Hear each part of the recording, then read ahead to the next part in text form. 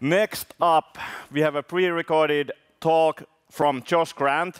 Josh will be talking about robots in the clouds, experiences using Robotframework with cloud providers.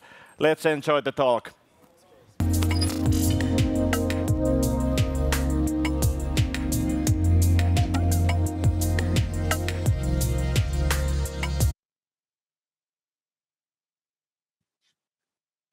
Hello, everyone. I'm Josh Grant, Solution Architect at Sauce Labs, and welcome to learning about Robotframework in the cloud.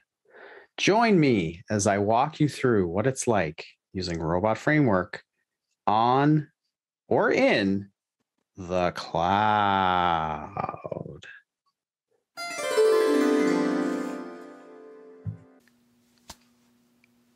Hello, everyone, and this is Robot in the Cloud's experience using Robotframework with cloud providers. I am Josh Grant of Sauce Labs, and I'll be walking you through this today. So let's talk about the cloud, and in particular, let's talk about cloud service providers for test automation for browsers and for mobile devices. You may have heard of some of these cloud service providers: Browser Stack, Lambdatest, Perfecto, here are some, and of course, Sauce Labs, your provider of digital confidence. Sauce Labs loves Python, we're a big Python shop, and we love Robotframework. So let's talk a little bit about these different providers and using cloud providers. So these services support and host devices and browsers for test automation, so you don't have to. So this is one of the big advantages. These devices and browsers are real environments. They are exactly like local devices and user environments on your local laptop, on your internal grids if you have one. And this is one of the big advantages to using a cloud provider, is that they will manage this infrastructure and these devices for you. So you can select different devices. You don't have to maintain different browsers and different operating systems. Someone else will do that. However, there are differences when using a cloud-based device and using cloud services compared to local executions. So I'm going to walk through some of these differences when using cloud-based devices and services compared to when you might use a local device or service. So I'll walk through connecting to a session, running tests in a session on the cloud, and ending a session. So these are the three big areas I want to focus on, and sort of the things that you can look to when starting to use a cloud service. So let's talk about connecting to a session. So cloud services provide many different devices, usually with several different environment combinations. This means you can change your operating system, your browser versions, device versions. Most cloud service providers provide many different combinations. So you can choose Chrome on Mac, Firefox on Mac, Firefox on Windows. You can select Android devices, iOS devices, tablets, phones, and even you can select these different devices to run automated tests on different environments concurrently. So you can run your Firefox tests at the same time as your Safari tests. You can run your Android tests at the same time as your iOS tests. This is a big advantage to using a cloud service provider. There's tons of devices, tons of environments you can select. This is great. Everything's good. You get access to all this good stuff. So this is great. But how do you connect to these wonderful devices? How do you actually access them? Particularly, how do you access them in using automated testing? So often, cloud services operate like a Selenium or Appium grid. So they require using a remote WebDriver functionality somewhere in your code. This means you'll need to provide device or browser capabilities and a remote endpoint. So what does that mean? Well, let's look at it from the perspective of Robotframework. What could this mean? You may have not had to do this before. You might have run everything locally. You might have never thought about how to set capabilities. You might not even be aware of what a remote WebDriver instance is compared to like a local instance. So let's take a look at this. So in Robotframework, suppose you're using a cloud service provider. That means going from setting up a keyword like this, so open browser from the Selenium library. I'm going to use open browser with my cool site. And in this case, I can pass in just a browser. So I might say target Firefox or target Chrome. So this is the local case. So I go from using this to using this. So the same keyword, open browser, same my cool site. And I'm going to pass in addition to which browser I'd like to execute on, I'm also going to pass in 2 additional arguments, remote URL and desired capabilities. So the remote URL is some kind of URL that you point to run your service on. And then desired capabilities are the specific combination or configuration of device you would like to execute your test on. So let's look at one way that you can define these variables. So this is one way I've seen done. It seems to work, this general approach. Again, this is cloud service agnostic. So this won't really work if you try it, but this is what it might look like if you use one of those cloud service providers that I mentioned earlier. So I define a temp dictionary, and I'm going to set some keys. So I'm going to set my browser name to Chrome. I'm going to set a platform name of macOS 10.15. I'm going to set a browser version of 100. So I'm running Chrome 100 on macOS 10.15. And then I'm going to pass in a username and access key. In this case, I'm using environment variables to set these, a very good practice that I recommend. And lastly, I'm going to set a name. So whatever this session executes, it's going to send that to the cloud service as well to call it the suite name that provided my Robotframework tests or my Robotframework scripts. So I set that all up, then I define a capabilities object. And then for my cloud service URL, I can define this URL here. They all look kind of like this. They're going to have a WD hub at the end, suggesting, surprise, surprise, suggesting that this is in fact some kind of Selenium or Appium grid. Okay. So what could go wrong? It seems pretty straightforward. Just define these 2 extra things. Well, there's a few things that can happen. So one is setting or knowing which capabilities are cloud service provider specific. So cloud services may provide default values. There might be capability values that are specific to certain cloud services, and you may need to know which ones those are. Are there defaults? If I pass in Chrome, will it try to populate, will it default to running on Windows, or do I have to provide an operating system? You may also have to provide credentials in your capabilities. And if you forget to, you might get some kind of error or some kind of, credential exception. Now, the other thing related to this is, do you have to handle the capabilities yourself, or will the cloud service? So again, some cloud services do provide smart defaults. Can I pass in something like, give me the latest Chrome, whatever that is? If I tell the cloud service, give me any Android 10 device with Android version 10.0 on it, will the cloud service be able to do that? And do I have to specify something, or will my cloud service specify it? Something else that comes up, Selenium W3C capabilities. So as of Selenium 4, there is a different structure for capabilities that you have to pass in using remote web drivers. And so if you're going to use Selenium 4, you have to be able to specify W3C compliant capabilities. And again, like different cloud service providers might handle this situation differently. You may also have a valid configuration, but no devices available.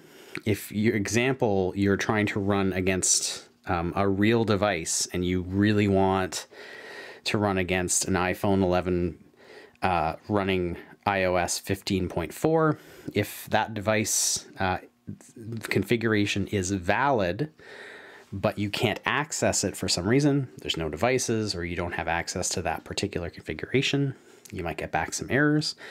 And last and certainly not least, invalid configurations. So you might make a typo and try to run against an iOS 150 device instead of iOS 15.0. You might try to run Safari on Windows, which now doesn't exist. So these are invalid configurations. And these are all things you should keep in mind when trying to define how to connect to your session. Okay, so let's say you connect to your session, you get your device, everything's all good. So after connecting your tests to the cloud, your tests should run without any changes. This is another big plus to using a cloud service provider. These devices and browsers are real devices and real browsers. They're supported by Selenium and Appium. So everything should just work, right? Right? So yes, things should work out of the box, but there are two big differences that you may have to think about that might mean you might have to rethink how you write your tests or what your tests are executing. So one is that some features may not be supported by your cloud provider. And the second big difference is that test execution time will take longer compared to your local test sessions. So on a cloud service, test execution will take longer than if everything's local. So the easier of the two to kind of walk through is when you have features that aren't supported by your cloud service. So this includes things like your cloud service might not have a certain Appium or Selenium version. It might just not be on the platform yet. You might also have certain device options or functionality are blocked or disabled by your cloud service. For example, on Sauce Labs, if you try to start a headless Chrome session on like a regular Chrome browser on Sauce, Sauce will ignore like a Chrome flag of headless and just start your browser in full version because certain browser configurations just aren't really supported. It doesn't, we don't allow headless browser options. That's a separate feature. It's a separate thing. So it's just not supported. And something else that might trip people up is when you have tests or scripts that rely on access to the underlying machine or host. So the case in mind might be if you have a test that downloads a file from a browser and then tries to kind of access that file and verify its contents, your cloud service might not allow you to actually connect to the underlying VM. So you might not be able to actually do those sorts of test cases depending on restrictions of your infrastructure. Another thing that happens is a network connection. You might implicitly depend on making some kind of network connection that your cloud service blocks. So again, something to keep in mind. The bigger question or the bigger thing that comes up is that test execution time will take longer compared to local test sessions. Another way to say this is people ask, why are my tests so slow? And I get this question a lot. It's a classic question. So why are your tests so slow? Well, it really comes down to physics. So when you move to a cloud service, your test commands now need to go through the general internet, and potentially through other connections and proxies. So you may, in addition to having to go through the network and over the internet to connect to the cloud, you may also have to go through a VPN or some sort of corporate proxy, which again is another network hop. You might have to go through additional network configurations. And your tests might connect to a faraway data center. If everything's local on your laptop or even on your network, everything might be in the same building or even in the same computer. If you're located in France and your data center is in Germany, now you have to go many, many kilometers. If you are located in France and your data center is located in India, or if you are located in India and your tests have to connect to a data center in France, that's even farther away that your tests have to actually, the data has to travel to connect. And the way that Selenium and Appium works is that each command, each find element, each get text, each send keys, etc., each of those commands is a wire call that goes through the internet, through these connections, and takes even more time to complete. So this all adds up. So the analogy I can give you to why tests are slow, when you run things locally, it's like you have this garden hose connected to your house. It's nice and close, and you can use it to water your garden. But instead of using that, when you use a cloud service provider, it's like you have now a pipe that connects and to somewhere far away to get your water, and so can take a long time. So it's just going to take more time. It's just physics. This is the way the internet works. So something to keep in mind when you're running tests on the cloud. So last and certainly not least, ending a session. So let's say you've connected, it's great. You've run your test. Your test has run flawlessly.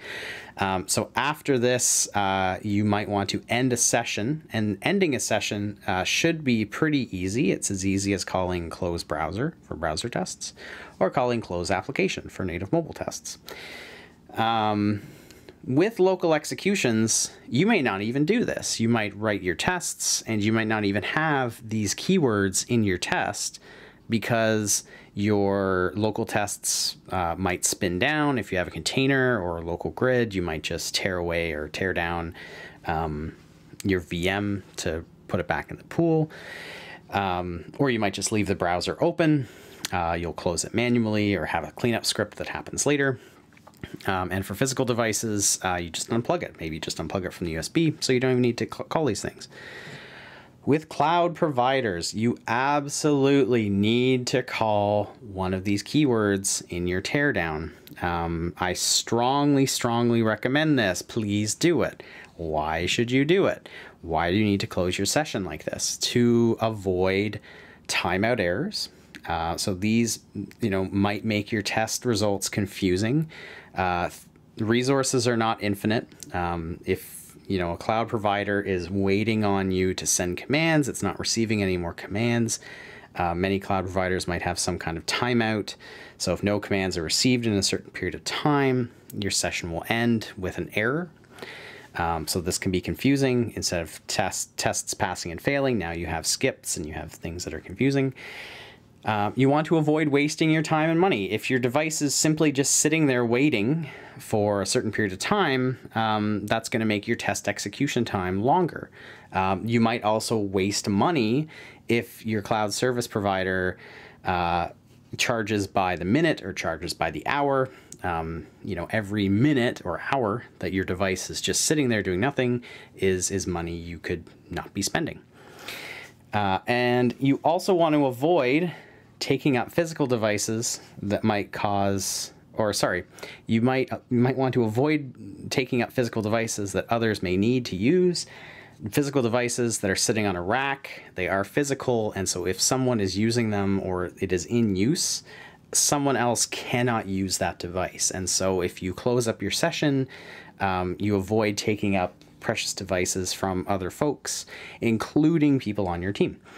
So please call close browser, close application somewhere in your framework. It is much easier for you to do this in your framework, in your tests, than for your cloud provider to handle this for you. So going back to our garden hose analogy, if this is kind of like you start spraying your garden, you start watering, but then you forget to turn it off, and then you have a mess. So please turn off your hose. Please call close application, close browser in your teardown. And so that's it for me. Thank you for joining me, and I hope you learned something helpful to you. And I hope that you will enjoy using devices in the cloud. Bye-bye.